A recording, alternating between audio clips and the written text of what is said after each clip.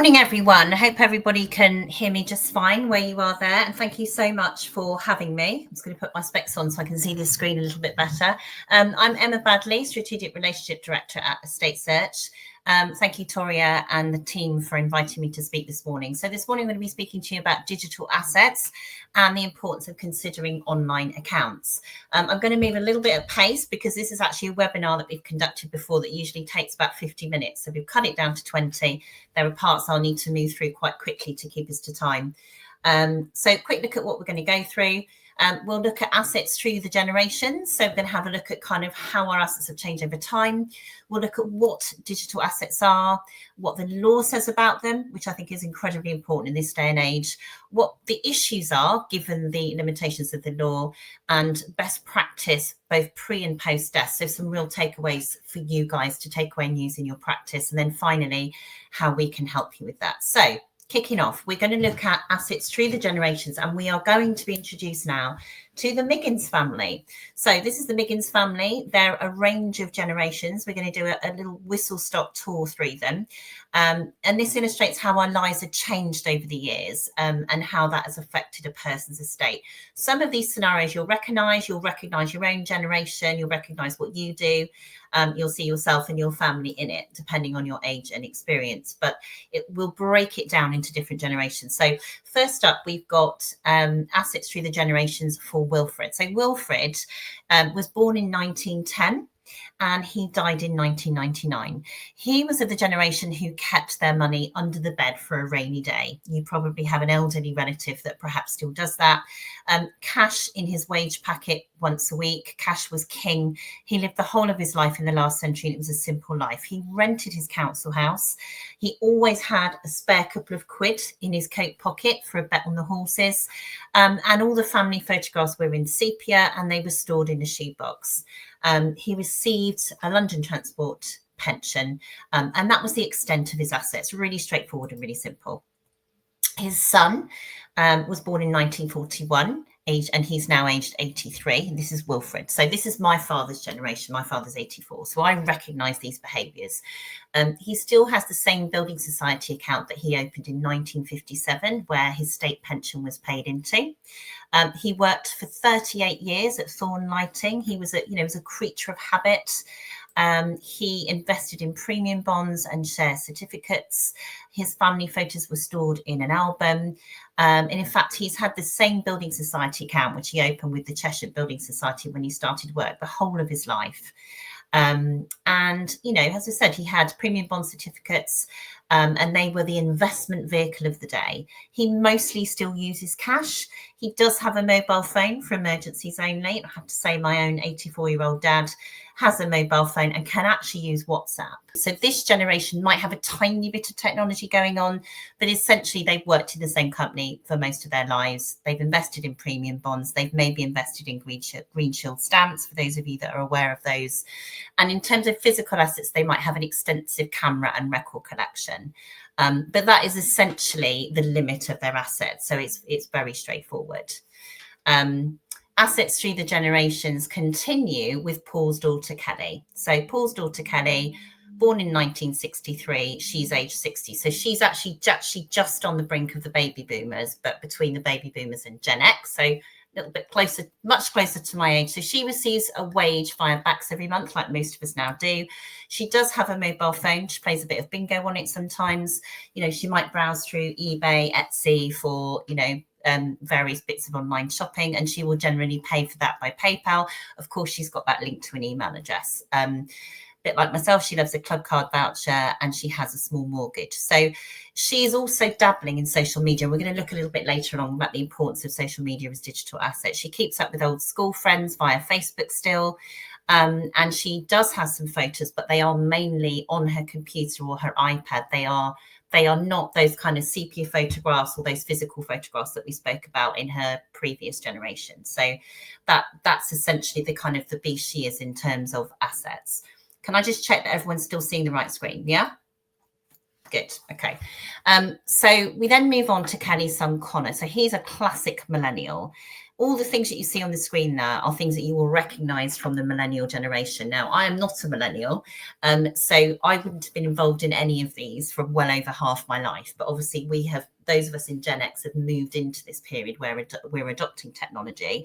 And so people in my age group do very much have digital assets. But the millennials, they pretty much are all about the digital assets. So, you know, he's a computer program developer. He receives wages via backs, as we all do, but his bank statements are pretty much email and banking apps. They're all online. He's well into all the subscription services. You know, he's got Sky, he's got Apple, he's got Spotify. He's a company director as well. So he's got company directorship, works in his dad's business.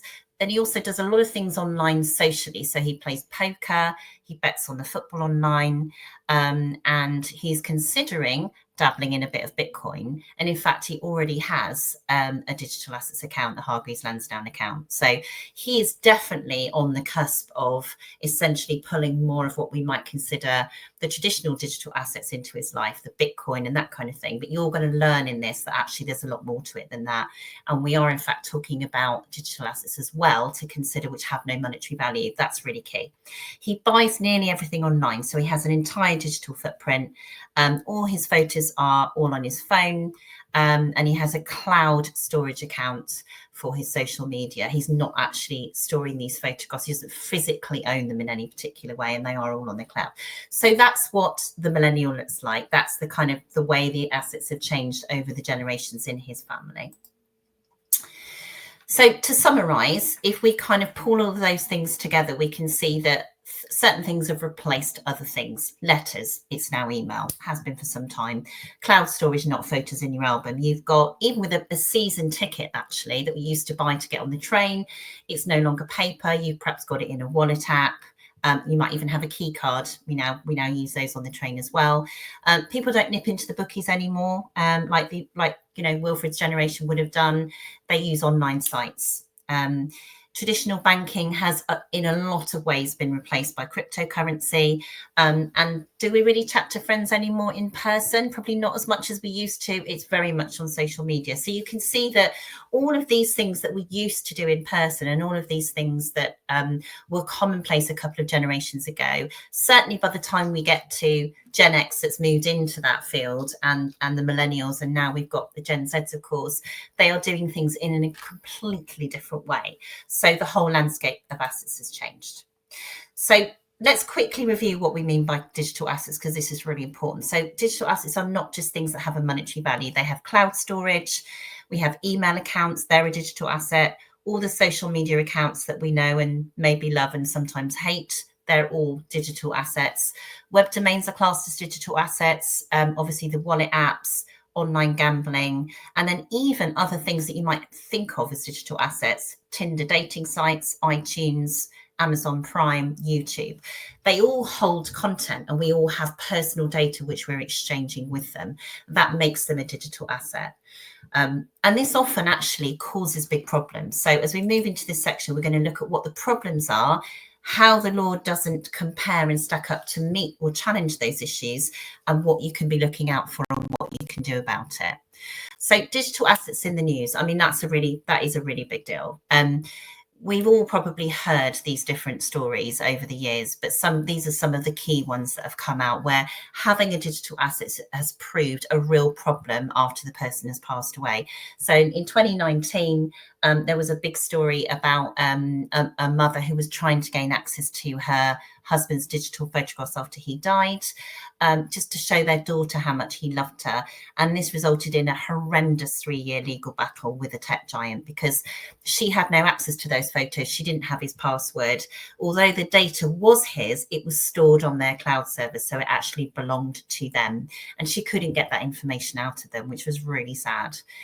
You might have heard the story about Steve Strange. That was a very big story. They couldn't get hold of his online photos. That's kind of all they had left of him. So in March 2022, there was a big legal battle between his family and the online owners of those photographs to try and get those released. And things like your money in someone else's hands who have a password for that information and the exchange of that data and that money, and them dying with those passwords still in their heads, effectively. And this is what happened. Sky News reported on this in 2022. A man lost over $500,000 of his life savings that he was investing through a trader in cryptocurrency, and the trader died with the password to the funds. So there was a huge news story around that. And then finally, TikTok, just as bad. An Essex dad wanted to access his late daughter's activity after she passed away, and he got into a legal battle with TikTok over ownership of that data because he had no access to it, no passwords, and they said it was their information. So actually there's a real danger with some of this content, where it lies and our access to it. And we really need to be aware when someone passes away, what our rights are, how we can access that information, and what you need to be looking out for in an estate. So we talked about how things had changed here. But you know, these things are, how are these things considered in law? So we know they've changed. We know that we've moved from all the things on the left of the screen here into the things on the right. But what does English property law say about it? Who owns them and who can access it after death? So the property law in general is really behind and really not fit for purpose in this area. But let me tell you what it does say for now. So property that was owned by the deceased at the time of death and something that people pass on in their estate, that is what an asset is. Now, we tend to think of an asset as something physical or monetary. That's been our sort of traditional belief. In English property law, a personal estate is divided into two areas. One is called chattels real and one is called chattels personal. So chattel is just a possession. So real possessions and personal possessions. Those personal possessions are further subdivided into things, which are called choses in law. So things in your physical possession now, and choses in action. And what that generally means is that a choses in possession will be a tangible piece of property. So something like a house, a vehicle, some jewellery, anything that could be transferred by assignment or manual delivery upon your death. A choses in action is intangible. It has no physical being, but that's things such as patents, copyrights and investments, or the right to recover a debt, for example, something that you cannot touch, but that is transferable. So that's how the law breaks that down. The problematic thing is that there isn't a handy space in the law for digital assets to fit into. They just don't fit into this framework. Where we've got to so far is that in July 2022, the Law Commission published a consultation paper on this, where they asked, well, what should we do about it? The resulting 2023 Law Commission reported on digital assets and included some guidance on it, but really only concluded that a digital asset is neither something in possession and neither something in action. So it's not a chattel in possession, it's not a chattel in action. So they just proposed a third category because they didn't know where to put digital assets. And they said, okay, in this third category, we will have a definition around digital assets, but they failed to define exactly what the boundaries of the third category thing was beyond the realms of cryptocurrency and NFT. So an NFT is a non-fungible token. So that would apply to something like a piece of digital art. That's what an NFT is. So beyond the realms of, okay, we've got cryptocurrency, we've got NFTs, they could not expand that kind of third category to include what we really needed them to, was to give some groundwork around actually what we call, you know, possessions that are digital assets. They just determined that it wasn't chattels real, it wasn't chattels personal, it was neither a thing in possession or a thing in action. It's clearly something else, but actually there's no real definition around it. And all we really want to talk about is cryptocurrency and non-fungible tokens. So very, very bizarre. It didn't really leave much scope for definition. So that's as far as the law's got, which is pretty woefully inaccurate. There are other legal frameworks to consider here. I won't spend too much time on these. There's various bills going through Parliament that are trying to look at this. This will be in kind of the final recording that you get. You'll have the information on the screen. But I'm going to skip over some of this because it's a little bit too much for today. But what's really important is we did do some surveys around the adults that we work with. And 74% people didn't know that they were using cloud services, and 93% revealed that they were using cloud-based services such as Facebook, YouTube and Hotmail. That means that 1 in 4 people have digital treasures that are worth over 200 billion. So those of you that have seen our unclaimed assets CPD, you'll know about the amount of unclaimed assets. Further research and surveys just show effectively that, people said they had already been asked about digital assets by their clients. So 60% of you in the field said you needed to know more about it because clients were asking about it. And only 20% said they were dealing with digital assets currently, but didn't really know how to proceed with them. And that was in a survey we did of 500 trust and estate practitioners.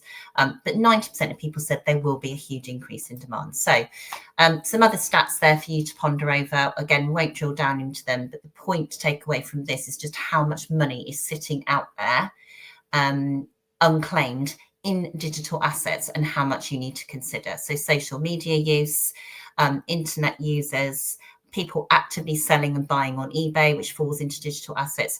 And the amount of money that is gambled monthly online is huge. So it's really worth making sure that you understand that. So I'm going to skip through some of these slides, but just come to the final points now. So I know we're moving through at speed. So these are some really practical things that are really important for you to take away and think about what you can do at various stages of administering an estate which has digital assets in, or what you can do to check for those digital assets. So the advice to testators and to clients is that digital assets is a very grey area. So it's important to ask them what they want to do about them. So you need to explain it's a grey area and that the law is not particularly clear on it and not particularly helpful. You could, as some practitioners are doing, include a digital legacy questionnaire. Some solicitors have started to do that, where when you take on the case, you have a digital questionnaire available for them to fill in. What have you got? You look at your precedents and policies. You also look at LPAs and you consider provision in an LPA for a digital estate. So who will control the social media accounts upon death? Who has the digital records? And in property and finance, who has control of the cryptocurrency, and so on. And consider with trust exactly what should be doing, what's going into the trust, and ensure they have suitable provisions. So those are some of the discussions you need to be having beforehand. After death, as an executor, you need to ascertain and value the deceased assets and liabilities, and you need to identify and locate the deceased property as well. Deal with several different organisations and professional valuers and assess what reliefs are applicable for the final IHT once you have assessed those digital assets. You need to be doing a comprehensive search for assets and liabilities. We're aware of that. Okay. There is an option to do a digital asset search that you bolt on to the financial asset search, and that is what we highly recommend. That digital asset search will search 450 databases from the 200 FIs, but also over 70 digital asset providers. So that's a very service-led approach to your client. If you feel you have an estate, having gone through a questionnaire where there are significant digital assets, either those personal possessions, financial possessions such as cryptocurrency, or the things that are non-tangible, so things like Facebook accounts, online gambling accounts, Klarna, all those kinds of things are increasingly important now. Then adding a digital asset bolt-on is really important and really key. And you need to understand what those personal chattels and digital assets are. So when you get the report back, it will break that down into what kind of digital asset it is, whether it is actually a financial one, as we mentioned, a Klarna account, it might be a lottery account, it might be cryptocurrency, or whether it is like a non-fungible token, piece of digital art, or indeed whether it's a social media account where the asset is personal data, photographs, personal information, all those things that you hold dear. We don't want to be getting into a legal battle to get those back. You can make provision in that for your will, in somebody's will, you can make provision. But also when you're administering an estate, it's important to know where those assets are so that you can work out how to best deal with them, because something has to happen to them in the event of death. So your duties as an executor really do extend to you analysing digital data and making sure that you have searched for it and found it. So just to conclude, if you run an estate search, asset and liability search at the moment, you have the option to bolt on the digital asset search. So as we know, is a comprehensive search identifying the financial assets and liabilities in the estate. But we do now include a digital asset bolt-on. So we will be looking for not only the regular live lost and dormant accounts across all the financial institutions, and also helping to protect vulnerable customers, because we register all of those searches with the Vulnerability Registration Service. But that actually we are adding digital providers. Now, they are not all regulated to the same degree as the core financial industry, and they don't come under FCA legislation.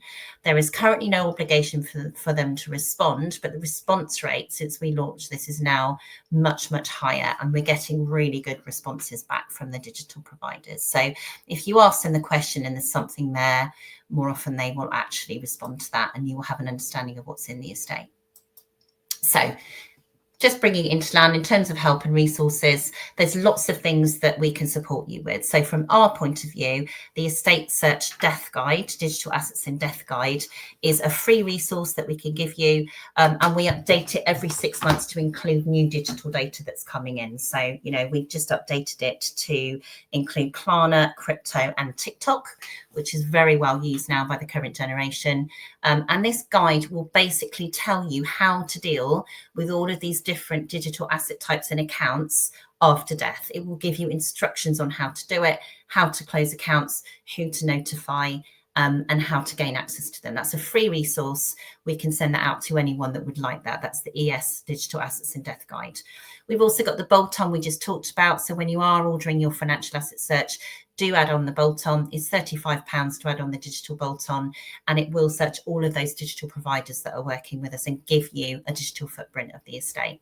STEP also do some really useful resources, and these are all in the public domain. So you've got the STEP inventory and you've got the STEP special interest guide, both of which deal with digital assets and digital devices and give you guidelines on how to deal with them. So they are some really useful resources there that will help you to do the job. So the key thing is to keep talking about it, and then just being aware that the law is a little bit inadequate for dealing with digital assets. It hasn't really done much to define it. There's stuff going through Parliament now and being considered, but we're some way away from it. So 2 positive steps you can take: making sure you educate yourself with these resources here, which are free, and also make sure that you are adding the digital asset bolt-on when you are doing a financial asset search of the estate. If you do want access to any of that information, you can email us at hello@estatesearch.co.uk. You can go to our website, fill out a contact form, and we will send out those free digital assets and death guides for you. And we can also talk to you about how to order the digital asset bolt-on. So that's it from me, a much cut down version of what we would normally do, and apologies for the technical issues at the beginning, but I hope that was helpful, and I'm quite happy to take any questions. Thank you so much there, Emma. Again, my mind is blown. You know, I've attended a couple of the Lost Billions more than once as well. Yeah. And each time I come away from those webinars, amazed at kind of, you know, what is going on. And now you're adding digital assets as well. I think it just shows kind of, you know, how the times are changing, and actually the way that we need to adapt and take these things into consideration. You know, tech is great, but everything is stored online, and it's difficult to access that if you haven't got that personal information to log into. So I think the steps that you added on there, you know, what you can do before death or what you can do post death, are going to be really key takeaways for today. So we'll certainly distribute any of the presentations that have been done today. If anybody is really interested, we can arrange further webinars with Emma to go through the slides a little bit more slowly. Hopefully we won't have the tech issues next time, but that's completely because you're on a different platform to what you're used to. So appreciate that. I would be interested, I know that we're running over slightly, but I would be interested to see if anybody has got any experience with issues of digital assets, if anybody's starting to see these come through the firms. I know you had a stat in there, 20%, is it 20% are currently dealing with digital assets? But, you know, that would be on the rise. Were asked about it as well, so quite interesting. 90% of people being asked. Yeah, so definitely on the rise, definitely something that I think everybody needs to be made aware of. And like I say, partnering up with Estate Search, you know, we have this knowledge and information that we can share with our partner firms. And so if you wanted to have a specific webinar, then we can arrange that as well. But Emma's got some information where you can get some further information directly from them as well. Just going to check if there are any comments. Here we go. Okay, so that was a response to my question. Have had people ask about them, but hard to advise. Yeah, it is. And I think those resources will help you do that. Very much the digital assets in death guide. And I would say the point I made about having a digital assets questionnaire when you take on the estate is really important. Asking about social media accounts, ask what they've actually got, ask about Klarna, ask about cryptocurrency. And then if there seems to be some sort of digital asset footprint, which I think everyone in this generation coming through will have, then do the digital assets bolt on and you'll be able to provide a report to them. Perfect. There's no other questions at the moment. I know that you've got some other commitments as well, Emma, so we won't hang around. But if anybody has got any questions, if they want to continue to make some comments, we can always put them to Emma to answer at a later date as well. And like I said, we'll circulate everything from her presentation. Thank